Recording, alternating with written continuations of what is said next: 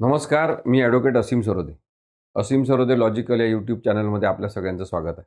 आपण नुकतंच एक खूप मोठं आंदोलन पाहिलं, ज्याच्यामध्ये नवीन पिढी पूर्ण ताकदीने उतरलेली आपण पाहिली.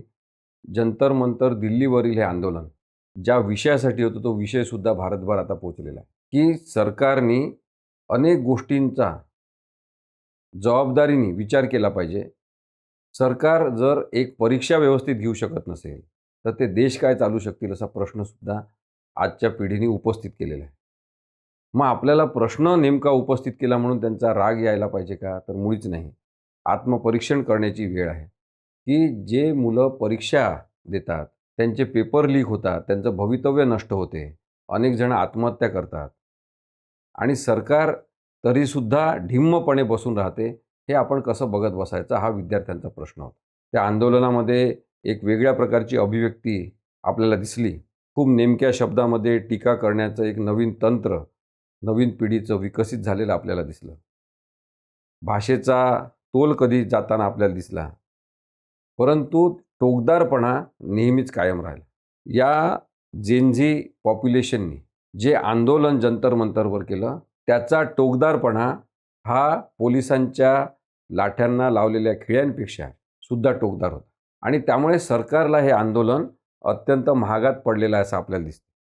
पण मग या पार्श्वभूमीवर एक कायदा करण्यात आला. अँटी पेपर लीक कायदा. सार्वजनिक परीक्षा गैरप्रकार प्रतिबंधक कायदा. मग आता हा कायदा काय आहे?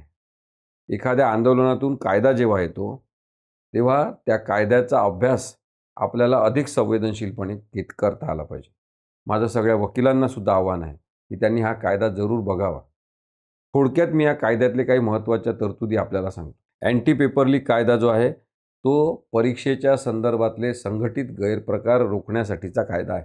या कायद्यामध्ये ज्या प्रमुख परीक्षा समाविष्ट आहेत, त्याच्यामध्ये UPSC म्हणजे केंद्रीय लोकसेवा आयोगाची परीक्षा, SSC म्हणजे कर्मचारी निवड आयोग, त्याच्याद्वारे जी भरती होते सरकारी त्याच्यामधली परीक्षा, रेल्वे भरती बोर्डाची परीक्षा, त्यानंतर NTA नॅशनल टेस्टिंग एजन्सीद्वारा ज्या परीक्षा घेतल्या जातात, वैद्यकीय परीक्षा असतील, UGC NET परीक्षा असतील किंवा JEE मेन परीक्षा असेल, त्याचबरोबर IBPS म्हणजे बँकिंग कर्मचारी निवड प्रक्रिया जी असते त्याच्या संदर्भातली परीक्षा आणि संगणकावर आधारित कॉम्प्युटर बेस्ड अशा केंद्र सरकारकडून अधिसूचित होणाऱ्या सगळ्या ऑनलाईन परीक्षा या कायद्यामध्ये समाविष्ट आहेत. आता या कायद्याच्या संदर्भातलं उल्लंघन कोणी केलं, परीक्षेच्या संदर्भातला गैरप्रकार केला, परीक्षेतले पेपर लीक केले, कॉपीचे प्रकार होतील अशा पद्धतीची कोणतीही कृती परीक्षांच्या संदर्भात या केली, तर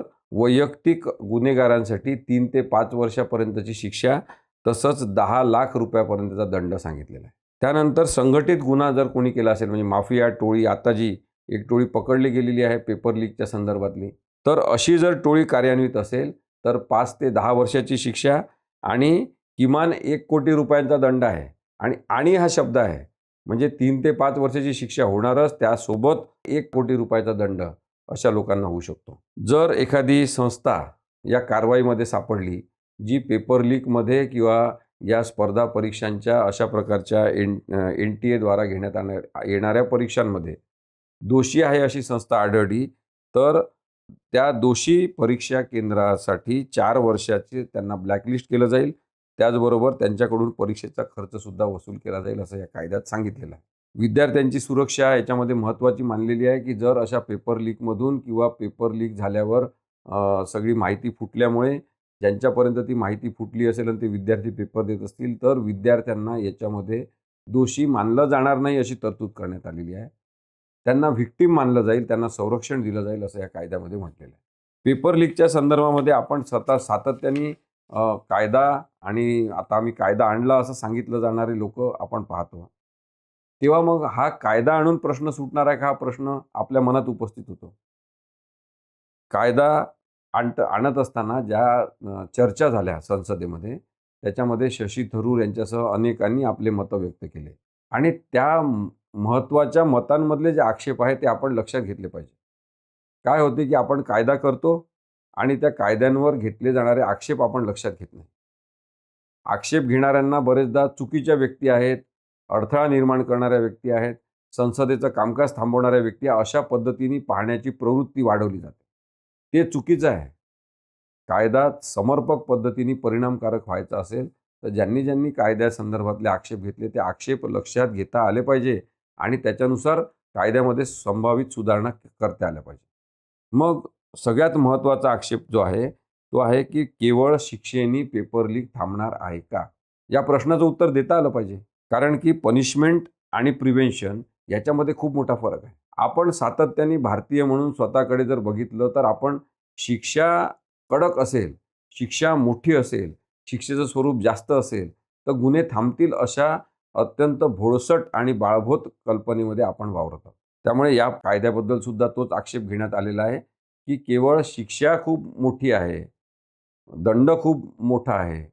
त्यामुळे हे पेपर लीकचे प्रकार थांबतील आणि प्रवृत्ती थांबेल असं समजणं धोकादायक ठरणार आहे. त्यानंतर फास्ट ट्रॅक कोर्ट करण्यात आलेला आहे असं जाहीर करण्यात आलं. आपल्याला काही शब्दांबद्दलचं मागच्या काही काळामध्ये आकर्षण निर्माण झालं.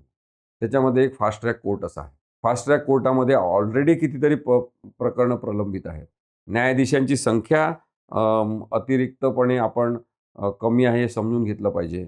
त्यानंतर पायाभूत सुविधांशिवाय फास्ट ट्रॅक कोर्ट चालू शकत नाही हे आपण समजून घेतलं पाहिजे. पुरावा संशोधनाचं आधुनिक तंत्रज्ञान वापरणारे न्यायाधीश, न्यायव्यवस्था आणि संपूर्ण यंत्रणा वकिलांसकट त्याच्यामध्ये कार्यरत झाली पाहिजे हे आपण समजून घेतलं पाहिजे. फास्ट ट्रॅक होणार कसे? प्रक्रिया आपण कमजोर करणार का? प्रक्रिया सोडून आपण केसेस चालवणार का? फास्ट ट्रॅक होणार कसे कोर्ट? फास्ट ट्रॅक करण्यासाठी आपल्याला ती जलदगती मानसिकता निर्माण करावी लागेल आणि त्यामुळे फास्ट ट्रॅक कोर्टच्या कार्यक्षमतेबद्दल अनेकांनी प्रश्न संसदेमधल्या चर्चेत सुद्धा उपस्थित केलेले आहेत. आता NTA म्हणजे नॅशनल एजन्सी आहे, त्याची रचना जी आहे ती अत्यंत कमजोर स्वरूपाची आहे.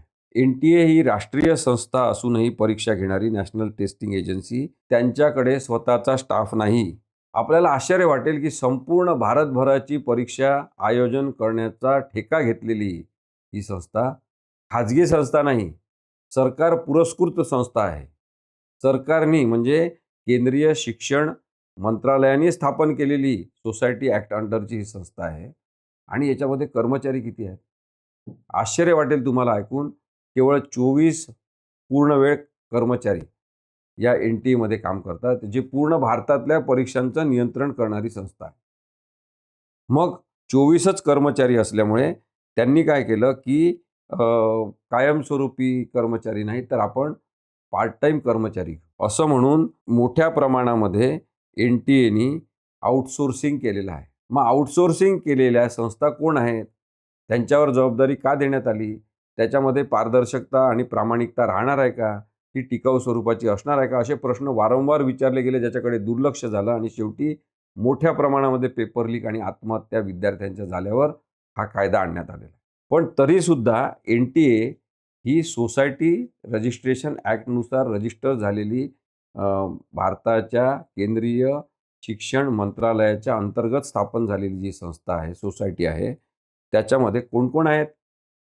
त्यांची माहिती घेतली पाहिजे, त्यांचा इतिहास तपासला पाहिजे, त्यांचं सामाजिक सार्वजनिक चारित्र्य तपासलं पाहिजे, शिक्षण व्यवस्थेमध्ये काम करण्याचा त्यांचा अनुभव तपासला पाहिजे. तो तपासला तर लक्षात येईल की हे लोक एका विशिष्ट विचारधारेने प्रभावित असलेले लोक आहेत.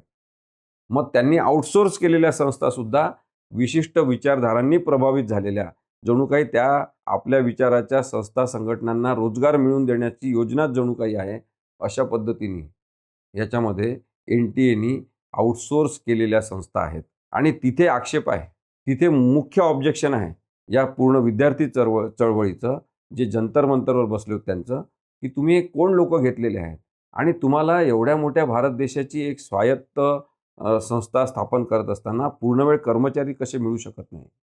त्यासाठी कारण पैसे आपल्याला काढायचे नाही, ते पैसे आपल्या आपल्या विचारांच्या विशिष्ट संस्थांना, संघटनांना, लोकांना मिळाले पाहिजे. अशी व्यवस्था जर असेल तर परीक्षा तुमच्यासाठी दुय्यम आहे, परीक्षांचं आयोजन दुय्यम आहे, हे सुद्धा आक्षेप घेण्यात आलेले आहेत. त्यामुळे अत्यंत प्रतिष्ठेच्या समजल्या जाणाऱ्या UGC नेटची परीक्षा असेल किंवा नीट UGची वैद्यकीय परीक्षा, JEE मेन परीक्षा अभियांत्रिकीची असेल किंवा केंद्रीय विद्यापीठ प्रवेश परीक्षा CUET ही असेल, या अत्यंत प्रतिष्ठा असलेल्या परीक्षांचं आयोजन करत असताना जो भ्रष्टाचार झालेला आहे आणि पेपर लीक झालेली आहे ती गंभीर आहे. कायद्याच्यामुळे ती तूट भरून येणार नाही आणि ती उणीवसुद्धा भरून येणार नाही. कारण की परत एक कायदा आहे ज्याचं शिक्षेवरच केवळ महत्त्व आहे. शिक्षेवरच केवळ आपण भर दिलेला आहे आणि आपण कोणत्याही प्रकारच्या अफर्मेटिव्ह ॲक्शन्स घेण्याकडे आपण कलच दाखवलेला नाही. आणि त्यामुळे परीक्षा पद्धतीबद्दलची मूलभूत विचार आता पक्के होणं आपलं गरजेचं आहे आणि म्हणून मला असं वाटते की खाजगी त्रयस्थ घटकांवर अवलंबून राहणारी सरकारी यंत्रणेची व्यवस्था ही कुचकामी ठरलेली असेल, तर आता परत आपण तशा प्रकारच्या नादी लागू नये आणि पेपर लीक थांबवायची असेल, तर आपल्याला मोठ्या प्रमाणामध्ये शिक्षण व्यवस्थेमध्ये कोणते बदल करायचे हे लक्षात घेता आलं पाहिजे. शिक्षण व्यवस्था मूलभूत बदलली पाहिजे. महात्मा गांधींनी सांगितलं होतं वारंवार, की शिक्षण कसं असलं पाहिजे? हेड, हार्ट आणि हँड. म्हणजे आपलं डोकं, हात आणि आपलं हृदय या सगळ्यांचा विकास करणारं शिक्षण असलं पाहिजे. आजचं शिक्षण हे केवळ डोक्याचा विकास करणार. त्यामुळे लहान-लहान शरीरं आणि मोठे-मोठे डोके अशी एक पिढी आपण निर्माण करण्याचा जो प्रयत्न केला त्याच्यामुळे आपण कुठेतरी बहकलेलो आहोत. आपण दिशाभूल आपली झालेली आहे समजून घेतलं पाहिजे आणि आता तरी शिक्षण व्यवस्था बदलण्यासाठी, मूलभूत परिवर्तन करण्यासाठी काम केलं पाहिजे. असे अँटी पेपर लीकसारखे टुकार कायदे करून दिखाऊपणा करत असतील सरकार, तर त्याच्याबद्दल सुद्धा चर्चा झालीच पाहिजे.